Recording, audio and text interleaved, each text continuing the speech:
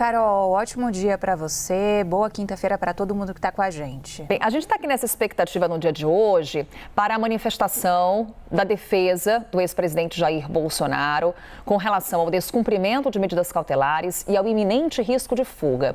Cautelares, a Gabi Veras explicou detalhadamente aqui para a gente. E com relação a esse risco de fuga, a gente recorre ao documento que vai aparecer agora em tela, que consta no relatório também da Polícia Federal, do que a PF chama de minuta de solicitação de asilo político por Jair Bolsonaro ao governo argentino. Se possível, a gente coloca já em tela, para ilustrar aqui a nossa conversa com a Isabel Mega, o que seria esse documento. Segundo a Polícia Federal, durante a análise de material apreendido, foi identificado um arquivo de texto com a última modificação em 12 de fevereiro de 2024, cujo conteúdo revela que Jair Bolsonaro praticou atos para obter asilo político na Argentina.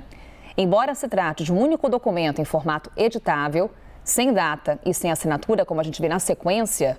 também desse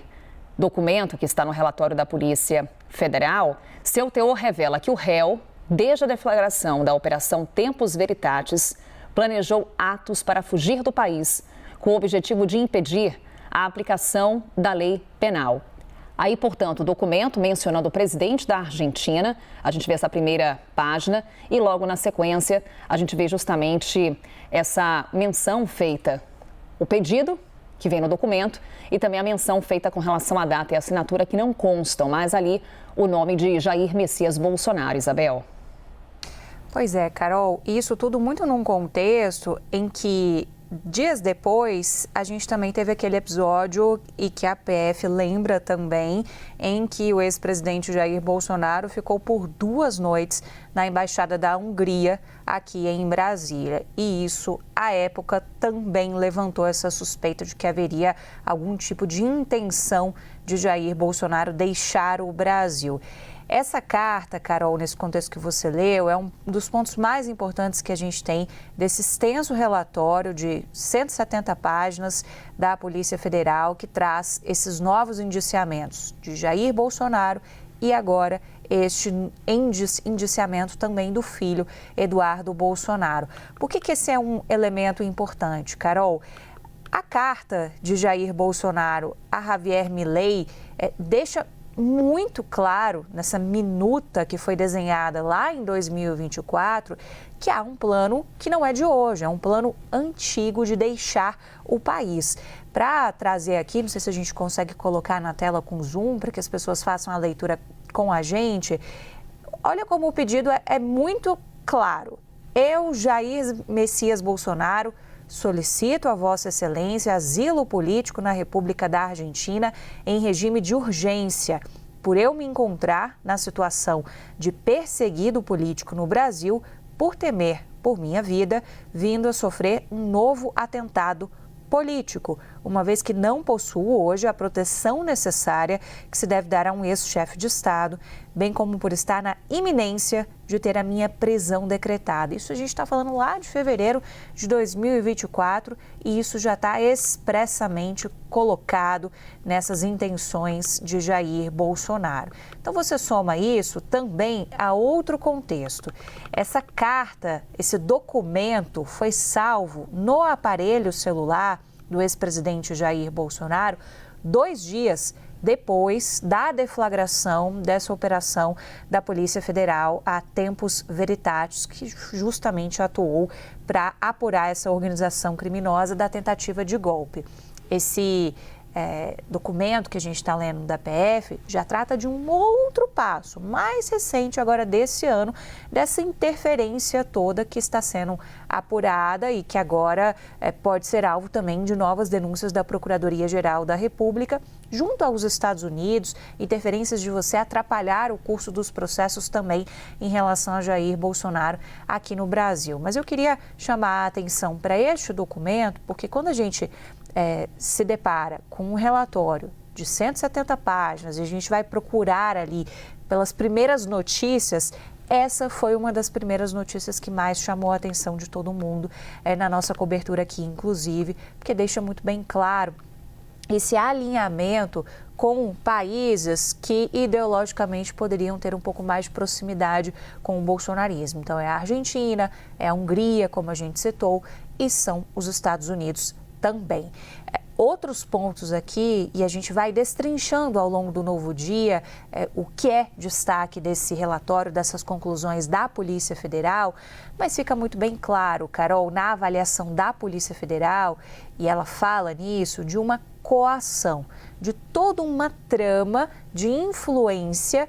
em relação à coação das autoridades no Brasil, as autoridades do Poder Judiciário, com essa atuação também de Eduardo Bolsonaro nos Estados Unidos. E quando a gente tem a revelação dessas trocas de mensagens desses aparelhos, e vale o parêntese, essas trocas todas de mensagens foram recuperadas por meio da tecnologia utilizada pela Polícia Federal. Então, se tentou também apagar essas mensagens que eram trocadas. A gente tem ali, de forma muito clara, esses elementos de coação. Outro ponto, o elemento de que a anistia, que é tão pregada pelo bolsonarismo, era uma anistia muito voltada para salvar o ex-presidente Jair Bolsonaro. Se fala, da anistia aos condenados do 8 de janeiro, mas o próprio Eduardo diz na troca de mensagens ao pai que se a anistia light passar, os Estados Unidos não vão mais ajudar. Então, ali, na leitura da Polícia Federal, ele está admitindo que a intenção não era necessariamente salvar todos, mas era salvar o pai. O material é tão robusto que a gente tem, inclusive, mensagens muito duras de um filho para o seu pai. Eduardo Bolsonaro xingando o próprio pai, isso demonstrando ali como há um anseio,